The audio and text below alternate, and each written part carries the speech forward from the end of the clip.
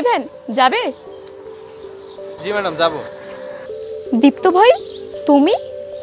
জি madam আমি। আরে madam madam কি করছো? আমার নামটাও কি ভুলে গেছো? না ম্যাডাম ভুলিনি। আসলে বর্তমানে পেশা আর পয়সা দিয়ে মানুষের পরিচয় নির্ধারণ করা হয়। পেশায় আমি ভ্যান চালক, আর আমার কাছে পয়সাও নেই, তাই আপনাকে ম্যাডাম বলেই ডাকা উচিত। শোনো, সব মানুষ এক নয়। তাছাড়া তুমি তো শিক্ষিত, চাকরি পাওনি তাই হয়তো ভ্যান চালাও। চুরি তো আর করছো না, সৎ পথে উপার্জন করছো। তুমি আমার নাম ধরেই ডেকো, আমার ভালো লাগবে। আর আমাকে একটু সামনের দিকে নামিয়ে দাও। আচ্ছা ঠিক আছে ম্যাডাম। সরি পল্লবী, উঠুন।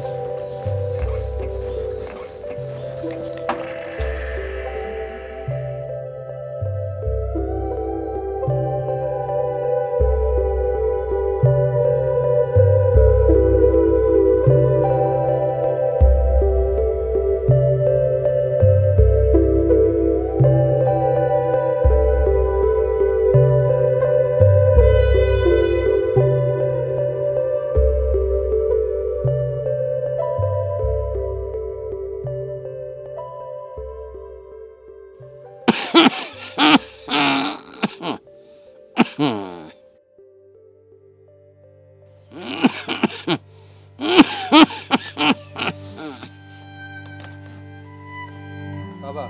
বাবা তুই এসেছিস? হ্যাঁ বাবা।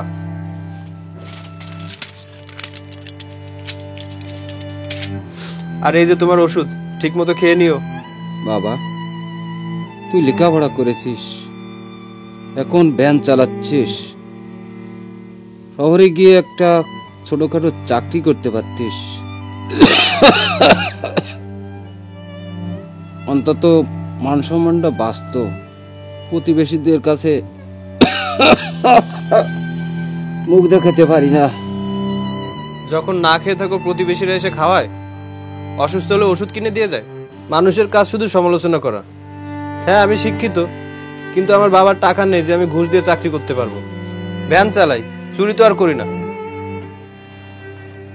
তুমি সারা জীবন আমাকে কষ্ট করে পড়ালেখা শিখিয়েছো, আমি তোমাকে ছেড়ে কোথাও যাব না। ওষুধটা খেয়ে ঘুমিয়ে পড়ো।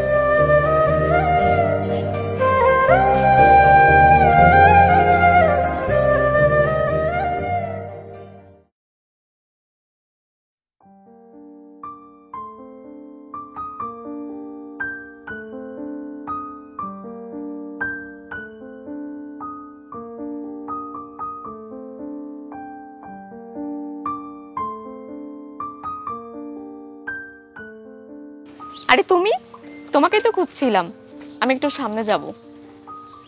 ও আচ্ছা চলো।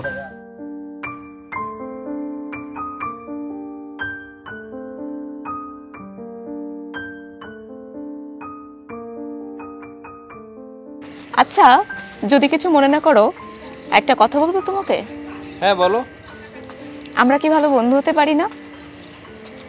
আমি গরিব, ভ্যান চালাই, কিন্তু মন তো আছে, বন্ধু তো হতেই পারি। শোনো, আর কখনো গরিব ভ্যান চালক এসব বলবে না। আজ থেকে আমরা ভালো বন্ধু। আর কাল একটা ভালো পোশাক পরে আমার সাথে দেখা করতে আসবে। আচ্ছা ঠিক আছে।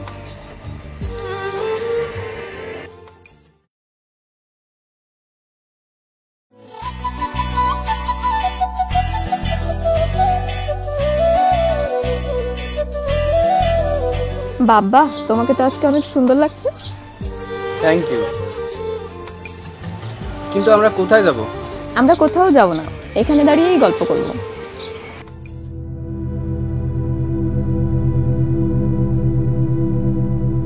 কি দেখছো? না, ওই যে ওরা।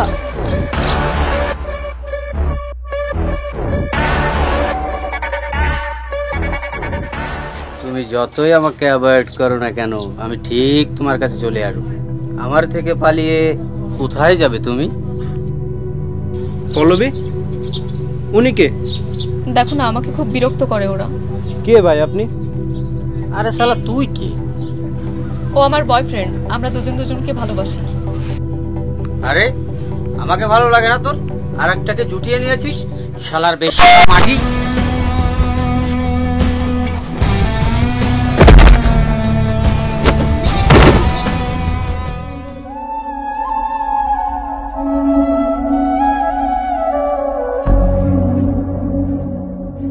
থ্যাংক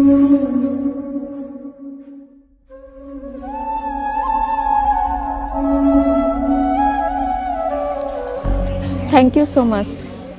আসলে তুমি আমার এত বড় উপকার করেছো বলে বোঝাতে পারবো না। আচ্ছা, একটা কথা বলবো? হ্যাঁ বলো। আমার তোমাকে খুব ভালো লাগে, আমি তোমাকে ভালোবাসি। মানে কি বলছো তুমি এসব? সত্যি বলছি, তোমাকে আমার অনেক আগে থেকে ভালো লাগে, আর এখন তোমাকে ভালোবেসে ফেলেছি। মাথা ঠিক আছে তোমার? তুমি কোথায় আর আমি কোথায়? আমি সামান্য একজন ভ্যান চালক, আর অসুস্থ বাবা আর একটা ভাঙা ঘর ছাড়া তো আমার কিছুই নেই। ধনী গরিবের মাঝে বন্ধুত্ব হতে পারে, কিন্তু ভালোবাসা কখনো হয় না। ভালোবাসা তো অন্ধ, ভালোবাসায় কোনো ধনী গরিব ব্যবধান নেই। তোমাকে ভালোবেসে ফেলেছি, আমি কিচ্ছু জানি না। প্লিজ তুমি আমাকে ফিরিয়ে দিও না, একদিন সব ঠিক হয়ে যাবে, দেখো। গরিবের কুড়ে ঘরে চাল ভেঙে যখন পূর্ণিমার চাঁদ উকি দিতে যাইছে, তখন ফিরিয়ে দেওয়ার সাধ্য আমার কোথায় বলো?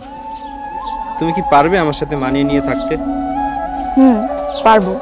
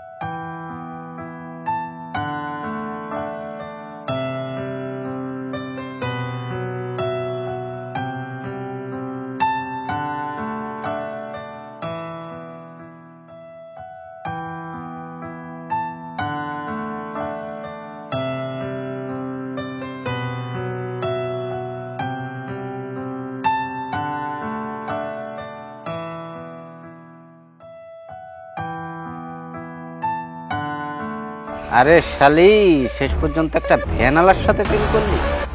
দাঁড়া দেখাচ্ছি। এই চল তোরা।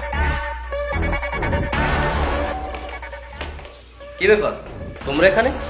ভাই, আপনার বোনকে দেখে আসলাম, একটা ভ্যানালার সাথে প্রেম করছে। কি বলো? আচ্ছা আমি বিষয়টা দেখছি।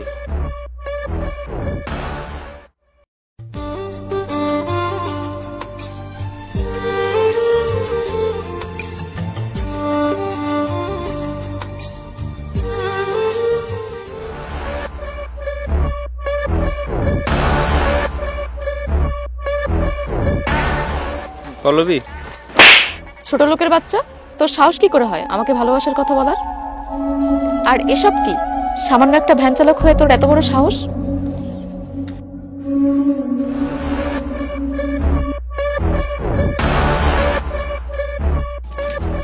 এই ফকিরের বাচ্চা, তোমার বোনটা ডিস্টার্ব করিস। পল্লবী, মাশাআল্লাহ, যাতে আর কারো মা বোনকে বিরক্ত করতে না পারে।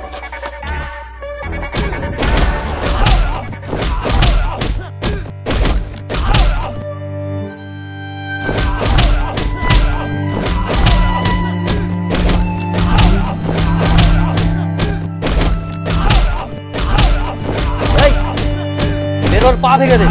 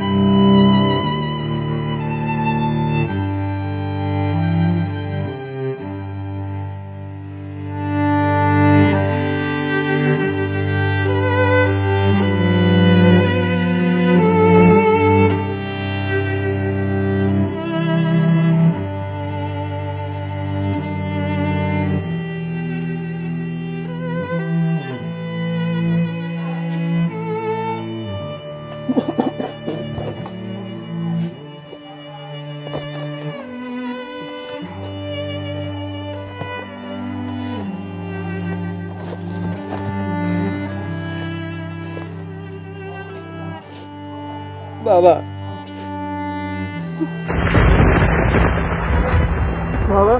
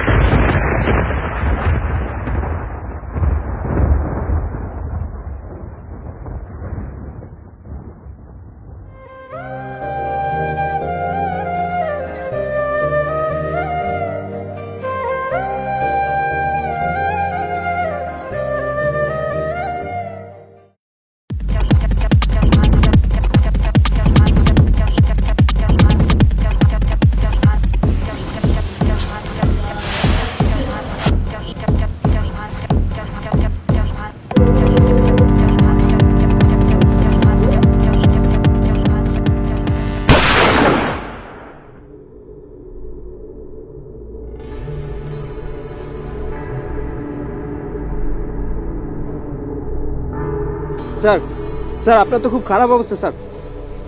স্যার আপনাকে হসপিটালে নিতে হবে স্যার। আমি বোধহয় আর বেশিক্ষণ টিকে থাকতে পারবো না। ভাই, তুমি কি আমার একটা উপকার করবে? হ্যাঁ বলুন স্যার। ভাই, আমি মরে গেলে চোখের জল বলার মতন কেউ নেই। আমার কিছু এতিমখানা, হসপিটাল আর বৃদ্ধাশ্রম আছে, এগুলো দেখার মতো কেউ নেই। যে অন্যের বিপদে এগিয়ে আসে সেই এগুলো দেখার যোগ্য। আজ থেকে এগুলো তুমি সামলাবে। আর এটা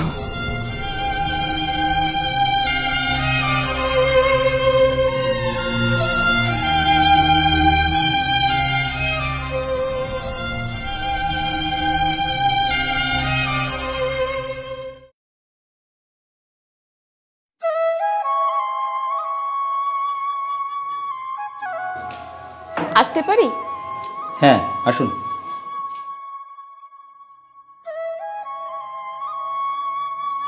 স্যার, আমাদের এই অবস্থায় আমরা কোথায় গিয়ে দাঁড়াবো? দেখুন, আমাদের কিছু করার নেই। বিনা টাকায় আমরা অপারেশন করতে পারবো না। প্লিজ স্যার, কিছু একটা করুন আমাদের জন্য। দেখুন, আমাদের এই হসপিটালের কিছু রুলস অ্যান্ড রেগুলেশন আছে, সো উই আর সরি। আসলে এ ব্যাপারে আমরা কিছুই করতে পারবো না। আপনি আমাদের এমডি স্যারের সঙ্গে যোগাযোগ করুন। উনি অনেক দয়ালু একজন মানুষ, আপনাদের হয়তো অনেক সাহায্য করতে পারেন। ওনার সঙ্গে দেখা করে আপনাদের সমস্যার কথা খুলে বলুন, উনি কিছু না কিছু করবেনই। কোথায় পাবো ওনাকে? স্যার এই মুহূর্তে নিচে আমাদের একটা নতুন এতিমখানার কাজ চলছে, উনি ওখানেই আছেন। আচ্ছা, ধন্যবাদ। আচ্ছা, ঠিক আছে।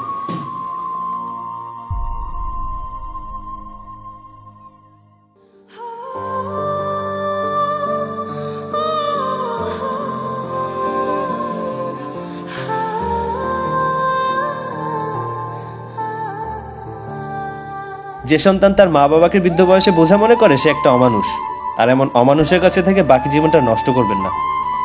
এই পৃথিবীতে আমার কেউ নেই, আর যার মা বাবা নেই সেই বুঝে ইতিম হওয়ার যন্ত্রণা। আপনারা আমাকে নিজের সন্তান মনে করে আমার কাছে চলে আসুন। আজ থেকে আপনাদের সমস্ত দায়িত্ব আমার।